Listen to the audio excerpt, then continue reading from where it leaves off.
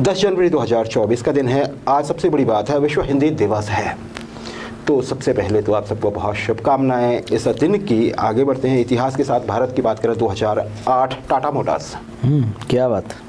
भारत की प्रतिष्ठित वाहन निर्माता कंपनी रतन टाटा साहब, जिसके आइकन हैं हर तरह से, टाटा ग्रुप के ही, टाटा सन्स के भी। राजेश, आज के दिन इस कंपनी ने एक तहलका मचा दिया, टाटा मोटर्स ने जी, जो टाटा ग्रुप की एक कंपनी है। क्या किया, एक ऐसी कार पेश कर दी बाजार में जिसको कोई मान ही नहीं रहा था कि ऐसा हो सकता है। 1 लाख रुपए में कार। जी हाँ, टाटा नैनो की बात कर रहे हैं। आज के दिन वो लॉन्च हुई थी।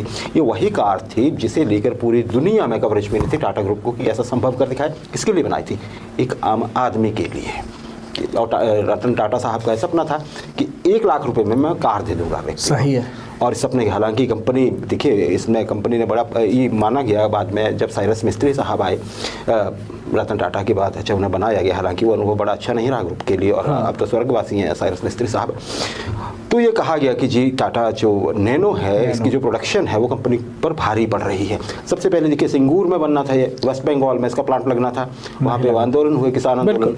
क्या हुआ, गुजरात ने मौका लपका और साणंद में वो प्लांट लगवा लिया। सही है। पर फिर शायद मिस्त्री साहब या कुछ, क्योंकि रतन टाटा साहब आप बैक स्क्रीन चले गए थे समय तक, है ना, काम बिल्कुल उस समय कि चलिए आप संभालिए।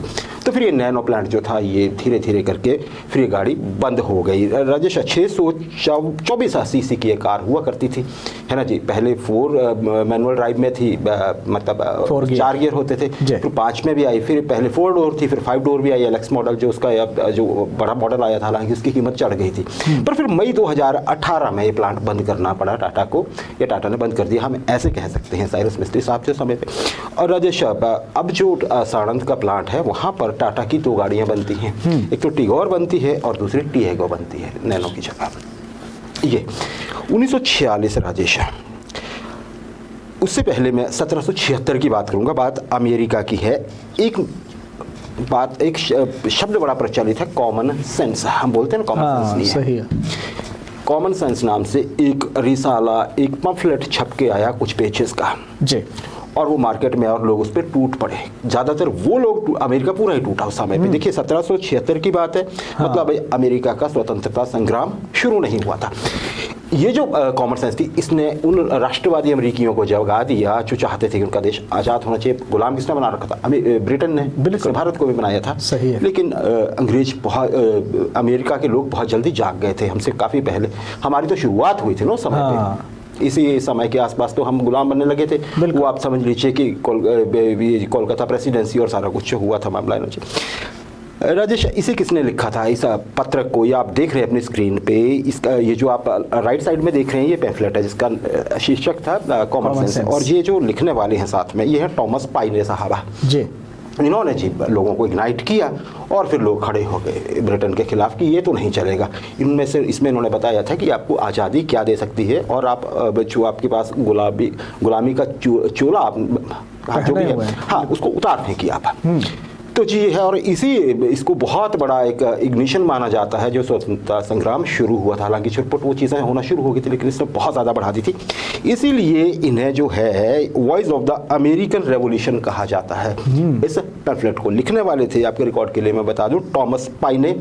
10 जनवरी 1776 को ये प्रकाशित हुआ था। क्या बात। अब आता हूँ मैं आज के इतिहास पे तीसरे और अंतिम, उस पे 1946 में यूनाइटेड नेशन जनरल असेंबली, हम जानते हैं न्यूयॉर्क में हेडक्वार्टर, और बहुत कुछ चीज़ें, हालांकि आरोप कई तरह के लगते हैं जनरल असेंबली के, तो कई सारे जो यूनिट है सिक्योरिटी काउंसिल, उसमें बोला जाता है कि जी इंडिया कहाँ है, बाकी देश कहाँ है, और कुछ छुटपुट देश इस पे कब्जा क्यों कर। आज देखिए, हमें तो यही लगता है ना कि शुरुआत है, जब अगर कोई सवाल पूछ ले कि पहला सेशन कब हुआ था शुरू, तो आज के दिन हुआ था।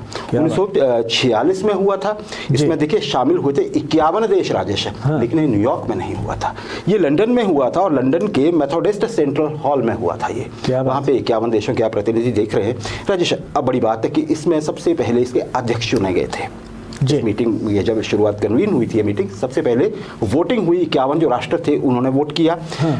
बेल्जियम के पॉल हेनरी स्पाक, ये आपके रिकॉर्ड के लिए है, जो जिन्हें रिकॉर्ड रखना होता है चीज़ों का। बेल्जियम के थे पॉल हेनरी स्पार्क साहब, वो निर्वाचित हुए, चुने नहीं गए, निर्वाचित क्यों हुए? क्योंकि बाकायदा वोटिंग हुई यहाँ पे। और वोटिंग में जो दूसरे नंबर पे रहे वो थे, या दो ही लोग खड़े हुए थे, ट्राइगवे ली साहब।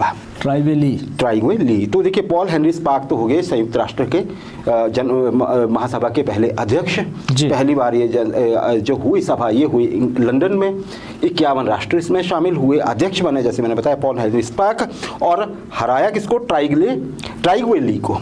वोट अंतर रहा 28-23 पर। ली साहब का क्या हुआ? ली साहब पहले सेक्रेटरी जनरल बने यूनाइटेड नेशनल जनरल असेंबली के। पहले 4-5 ऐसे इसमें चीज़ें छुपी हैं जो बड़ी इंपॉर्टेंट हैं आपके लिए।